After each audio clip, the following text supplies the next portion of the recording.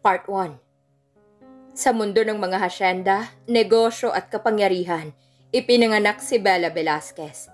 Isang babaeng matapang, edukada at may sariling paninindigan. Lumaki siyang minamahal ng kanyang pamilya. May pangarap na isang araw ay mamumuno sa sarili niyang lupain at negosyo. Ngunit isang malaking pagbabago ang dumating nang ipilit ng kanilang pamilyang isang arranged marriage sa pagitan niya at ng isang lalaking halos hindi niya kilala, ang bilyonaryong negosyante na si Santino Gomez. Sa umpisa magalang at mabait si Santino. Inisip ni Bella na baka ito na ang kapalaran niya. Ngunit hindi nagtagal dumating sa buhay nila si Celeste Madrigal. Isang ambisyosang babae na handang gawin ang lahat upang maagaw hindi lang ang kayamanan ni Santino, kundi pati ang kanyang puso.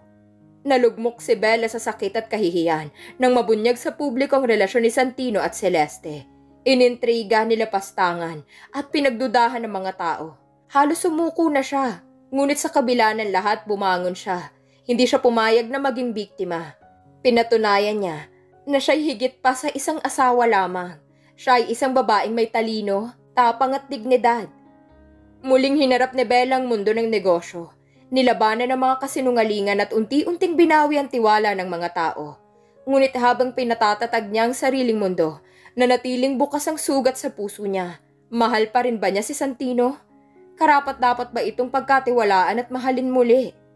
Sa gitna ng mga iskandalo, laban at muling pagtuklas ng pagmamahal, isang malaking tanong ang nakabitin. Hanggang saan kayang ipaglaban ni Bella ang kanyang dangal, puso at pamilya? At may lugar pa ba si Santino sa buhay ng isang babaeng natutong bumangon at hindi pumayag na maliitin? Chapter 1. Malaki, marangya at punong-puno ng kristal ang ballroom ng The Grand Peninsula Hotel. Ang mga chandelier ay kumikislap na tila libong bituin. Sa gitna ng bulwagan, mahaba ang white carpet na nakalatag mula sa pintuan hanggang altar na may palamuting puting rosas at orchids. Sa dulo ng altar, nakatayo si Santino Velasquez. Suot ang custom-made na tuxedo mula sa Italy. Perpektong bagsak ng tela sa kanyang matipunong katawan. Matangkad siya, mga 6 na talampakan, matangos ang ilong, at malalim ang mga mata. Hindi maipagkakaila ang kanyang aura ng kapangyarihan at yaman. Ngunit malamig ang kanyang titig. Sa kabilang dulo, bumukas ang pinto. Tumugtog ang wedding march. Pumasok si Isabela Alvarez. Naka-lace wedding gown na hapit sa bewang. Lumakad siyang mabagal. Nanginginig ang mga kamay habang nakangiting pilit. Sa likod ng manipis na belo, bakas ang lungkot sa kanyang mga mata. Sa gilid nagbubulungan ang mga bisita. Pilit lang yung kasal na yan. Wala daw pagmamahal, negosyo lang. May iba raw babae si Santino. Naramdaman ni Bella ang bawat titig ng mga tao. Tumigil siya sa harap ni Santino. Kinumpleto ng pari ang seremonya. Santino Velasquez, tinatanggap mo ba si Isabela Alvarez bilang iyong asawa? Saglit na natahimik si Santino. Lahat na palingon. Tumingin siya kay Bella, pero walang emosyon ng mga mata niya. Opo. Tila tinik sa lalamunan ang narinig ni Bella nang siya'y tanungin. Bahagyang nanginginig ang boses niya. Opo. Isinukbit ni Santino ang wedding ring sa daliri ni Bella. Tumunog ang palakpakan. Ngunit ang mga mata ni Santino, hindi man lang ngumiti. Sa reception, halatang pagod si Santino. Ilang beses itong lumalabas ng ballroom, hawak ang cellphone, may kausap sa telepono. Naiiwan si Bella na mag-isa sa table nila, pinagtitinginan ng mga tao. Lumapit si Don Miguel Alvarez, ama ni Bella. Mabigat ang boses niya. Anak, tiisin mo muna. Importante ang alliance na to. Hindi nakasagot si Bella. Tumingin siya sa asawa niyang si Santino. Nakasalukuyang bumalik sa ballroom, ngunit walang interes na tumabi sa kanya. Pauwi na sila sa bahay nila sa Forbes Park. Tahimik sa loob ng limousine. Tumingin si Bella kay Santino. Santino, gusto lang kitang tanungin. May mahal ka bang iba? Hindi siya tiningnan ni Santino. Sagot nito'y malamig. Huwag ka nang magtanong. Baka hindi mo magustuhan ang maririnig mo. Napayuko si Bella. Mas lalo siyang nawasak. Pagdating sa bahay, dumiretso si Santino sa study room. Naiwan si Bella sa kwarto nilang dalawa. Tahimik siyang umiyak sa unan. Sa dilim, mahina niyang bulong. Bakit akong pinili mo kung hindi mo naman ako kayang mahalin? Umaga sa Forbes Park Mansion. Kinabukasan ng kasal, dumaan ang umaga na tila walang nangyari. Maagang nagising si Bella Alvarez. Suot ang puting silk robe, nakatayo siya sa malaking bintana ng kwarto. Mula roon, tanaw niya ang malawak na hardin, may swimming pool at mga ornamental plants.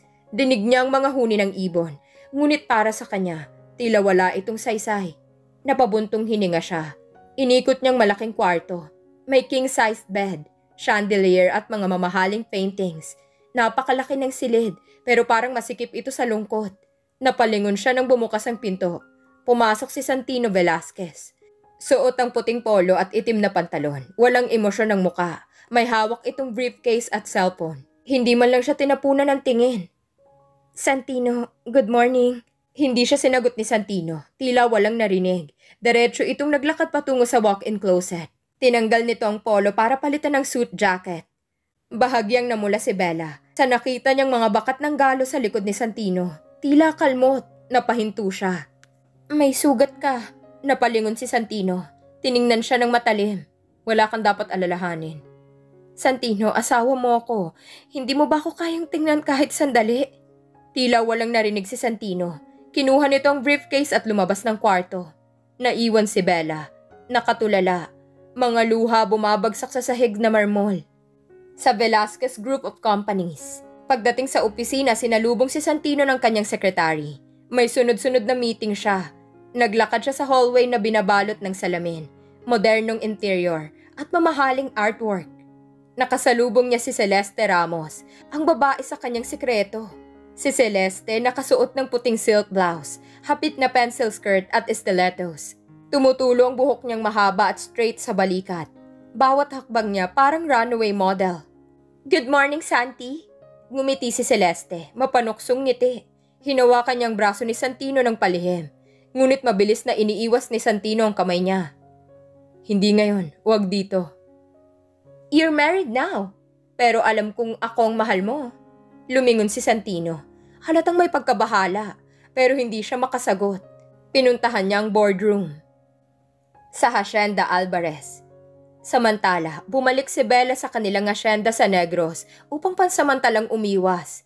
Dala niya ang sakit ng mga nangyari. Hindi na siya makahinga sa Forbes Park Mansion na puno ng malamig na presensya ni Santino. Sa gitna ng taniman ng tubo, nakasakay si Bella sa kabayo. Nakamaong pants at puting blouse. Simple ngunit elegante. Lahat ng mga manggagawa nagbabati sa kanya. Puno ng respeto. Senyorita Bella, welcome home. Ngumiti si Bella kahit may lungkot sa mata. Pinuntahan niya ang kanilang lumang bahay sa gitna ng asyenda. Kinausap niya ang kanyang ama, si Don Miguel Alvarez. Anak, tiisin mo muna. May dahilan kung bakit ipinakasal ka namin kay Santino. Pero Papa, wala naman akong halaga sa kanya. Para akong piraso ng papel na binili niya. Sa negosyong ganito, minsan puso ang dapat isakripisyo. Pero maniwala ka.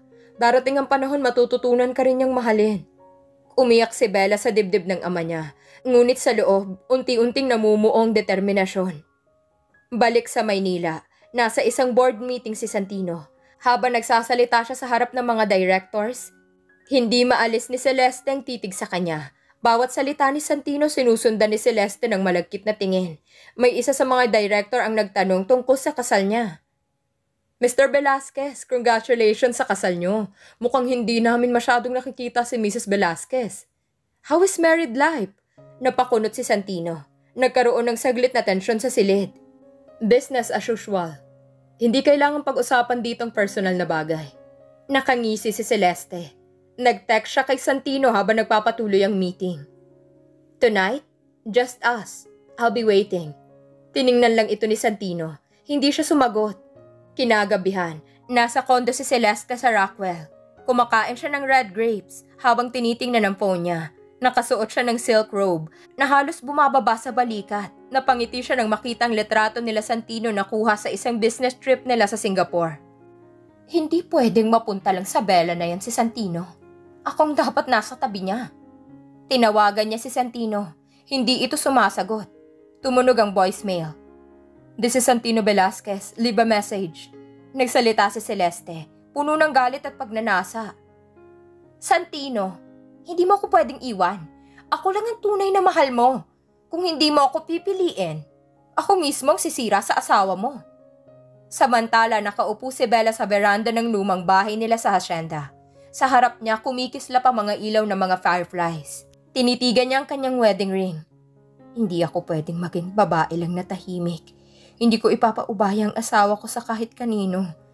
Hindi ako papahig na maliitin. Tumayo siya, puno ng determinasyon. Tinawagan niya si Grace, ang matalik niyang kaibigan sa Maynila. Grace, babalik ako dyan. Hindi ako pwedeng manatiling malayo. May asawa akong dapat ipaglaban. Sigurado ka, Bella? Baka masaktan ka lang. Mas masasaktan ako kung wala akong gagawin. Sa dilim ng gabi, habang nakatingin sa taniman ng tubo, napipikit si Bella. Tumulo ang mga luha niya, pero mahigpit ang hawak sa singsing sa daliri niya. 2 araw matapos manahimik sa hasyenda, bumalik si Isabella Vela Alvarez sa Maynila. Nakasuot siya ng white long sleeve blouse at black trouser. Naka-ponytail ang buhok, simple pero elegante. Huminga siya ng malalim pagpasok sa malaking gates ng Velasquez Mansion. Sa loob ng mansyon, abala ang mga kasambahay, tahimik ang paligid. Walang nakikitang bagong kasal. Lumapit si Manang Lita, ang matagal ng housekeeper ng Velasquez. Ma'am Bella, kumusta po ang biyahe? Hindi po kayo masyadong nagpakita simula ng kasal. Ngumiti si Bella, pilit. Tinitigan niya ang mga hagdan kung saan kadalasang bumababa si Santino, pero wala ito. Ayos lang, Manang. Nandito ba si Santino? Wala po, ma'am. Kagabi pa po hindi umuwi. Napamaang si Bella. Sumikip ang dibdib. Kinahapunan nagkita sila ni Grace, ang matalik niyang kaibigan, sa isang cozy cafe sa VGC. Si Grace, fashionable na nakadress at blazer. Matagal nang alam ang sekreto tungkol sa kabit. Bumuntong hininga si Bella habang hinahalo ang cappuccino niya. Bestie, kailangan mo tong malaman. Hindi na ako makatiis. Ano? Naglabas si Grace ng cellphone. Ipinakita nito kay Bella ang litrato. Naroon si Santino, naka-arm around kay Celeste Ramos. Pareho silang naka-business attire. Kuha ito sa isang lobby ng hotel. Ang mga mata ni Santino, tila may ngiting hindi niya ipinapakita kay Bella. Para bang biglang umikot ang mundo ni Bella. Sumikip ang dibdib niya, nanlamig ang mga daliri niya habang hawak ang cellphone. Kailan pa to? Last week, maraming nakakita, bestie. Lahat pinag-uusapan na to. Si Celeste Ramos, rumored mistress. Hindi na sekreto to sa corporate world. Hindi kumibo si Bella. Nanginginig ang labi niya. Pinilit niyang lunukin ng sakit. Nag-ring ang cellphone niya, si Santino. Tinitigan lang niya ito. Pero hindi sinagot. Samantala, nasa opisina si Santino. Suot niyang dark gray suit. Puno ng papeles ang mesa niya. Mukha siyang stress habang sinusuri ang isang contract. Pumasok si Celeste. Hindi kumatok. Santi, kailangan nating mag-usap. I'm busy. Lumapit si Celeste. Umupo ito sa harap ng mesa. Hawak nito ang kwelyo ng kanyang silk blouse. Niluluwagan para kitang-kitang cleavage niya. Na-miss mo ko kagabi, hindi ba? Bakit hindi ka nagpunta? Tiningnan siya ni Santino, malamig. Ibinaba niya ang ballpen. We're done talking about this. Santino, asawa mo lang si Bella sa papel. Ako ang mahal mo. Nanahimik si Santino. Sa labas ng opisina nakita sila ng sekretary. Kita niya si Celeste na nakahawak sa braso ni Santino. Mabilis na nagsara ng pinto. Gabi na nang umuwi si Santino. Hindi niya inaasahan na naghihintay si Bella sa sala. Nakaabang siya roon, naka-cross arms, suot ang cream silk blouse at high-waisted pants. Nanginginig ang boses niya. San ka galing? Napalingon si Santino, halatang hindi sanay na tinatanong. Tahimik niyang isinabit ang coat niya sa hanger. Trabaho. Trabaho? Okay, Celeste. Biglang tumahimik si Santino. Tumitig siya kay Bella. Sa unang pagkakataon, bakas ang guilt sa mata niya. Walang kinalaman si Celeste. Huwag mo akong gawing tanga. Santino, lahat nakakita ng litrato niyo. Kahit si Grace, ipinakita niya sa akin. Mabilis lumapit si Santino. Hawak niyang balikat ni Bella. Tumigil ka. Hindi mo naiintindihan. Naluluha si Bella. Bakit? Ano bang meron sa kanya na wala ako? Nagpipigil ng emosyon si Santino. Binitiwan niya si Bella at lumayo. Stop this conversation. Napasigaw si Bella. Asawa mo ko, Santino. Wala kang karapatang saktan ako ng ganito. Hindi kumibo si Santino. Pumasok siya sa study room at isinara ang pinto. Naiwan si Bella. Humihikbi. Halos matumba sa sakit. Kinabukasan nagpunta si Bella sa opisina ng Velasquez Group. Suot niya ang slick white pantsuit. Fierce ang dating. Pumasok siya sa lobby na halos lahat ng tao na patingin. Lumapit ang PR head ng kumpanya. Ma'am Bella, baka gusto niyo pong umiwas muna. Mainit ang chismis ngayon. Bakit ako iiwas? Asawa ko ni Mr. Velasquez. Wala akong dapat ikahiya. Dire-diretso siyang umakyat sa executive floor. Pagbukas ng elevator, nakita niya si Celeste sa hallway. Nakasalubong niya ito. Si Celeste, naka-bodycon dress, pulang lipstick. Halatang pinaghahandaan ng araw na yon. Mrs. Velasquez, hindi mo na kailangang pagurin ang sarili mo dito. Ako nang bahala kay Santino. Napasinghap si Bella. Hindi siya umatras. Lumapit siya kay Celeste hanggang magdikit ang mukha nila. Siguraduhin mong hindi ka lang gamit ni Santino para pampalipas oras. Dahil kung laro lang ito para sa kanya, mukhang talo ka. Nanlaki ang mata ni Celeste. Hindi ito nakasagot agad. Ngumiti si Bella. Matamis pero mapanindig balahibo. At isang bagay lang ang tatandaan mo. Legal wife ako. Hindi ako basta papayag na agawin ng kahit sinong asawa ko. Iniwan niya si Celeste na nakatayo, napahiya. Lahat ng empleyado tahimik, nakatingin sa kanila. Sa loob ng opisina ni Santino, nakaupo siya. Nakapikit, hawak ang sentido. Narinig niyang bangayan sa labas. Pumasok ang secretary. Sir, nagkita po si Mrs. Velasquez at si Miss Ramos sa hallway. Nag-away po sila. Napabuntong hininga si Santino. Tumayo siya at lumabas ng opisina. Sa executive floor ng Velasquez Group, lumabas si Santino Velasquez mula sa opisina niya. Matapang ang hakbang niya habang palapit sa hallway kung saan nagkaharap si Bella at Celeste. Napansin niyang tila nakabawi ng composure si Celeste habang si Bella naman ay nakatayo pa rin. Taas noo, kahit halatang nanginginig ang kamay. Tahimik ang buong floor. Parang lahat ng empleyado naghihintay kung sino ang mananaig. Anong nangyayari dito? Napalingon si Bella. Tumitig siya sa asawa niya ng diretsyo. Wala nang dating mahinhin niyang tingin. Tinatanong ko lang ang kabit mo kung ano ang lugar niya rito. Baka kasi nalilito siya kung sino ang legal. Nag-init ang mukha ni Celeste. Tinangka nitong hawakan ang braso ni Santino pero mabilis niya itong iniiwas. Santino, papayag ka bang bastusin ako ng babaeng to? Anong bastos? Totoo lang naman ang sinabi ko. Wala kang karapatang kumilos dito na parang ikaw ang asawa. Nag-ipunan lakas si Santino. Ramdam niyang pinapanood sila ng mga tao. Both of you, inside my office, now. Sa opisina ni Santino. Pagpasok sa opisina, bumagsak si Celeste sa isa sa mga upuan. Si Bella naman nanatiling nakatayo. Nakahalukip-kip. Naglakad-lakad si Santino sa likod ng mesa niya. Halatang hindi komportable. Bella, you're creating a scene. Bakit? Malibang ipaglaban ang karapatan ko bilang asawa? Asawa lang sa papel. Hindi mo alam kung anong klaseng relasyon meron kami ni Santino. Kahit kailan, hindi mo siya makukuha ng buong buo. Naglakad si Bella palapit kay Celeste. Tumigil siya halos isang dangkal lang ang pagitan nila. Mababa pero matalim ang boses niya. Siguraduhin mong kaya mong panindigan ang lahat ng sinasabi mo, Celeste. Dahil hindi ako titigil hanggat hindi ko binabawi ang asawa ko. Nagulat si Santino.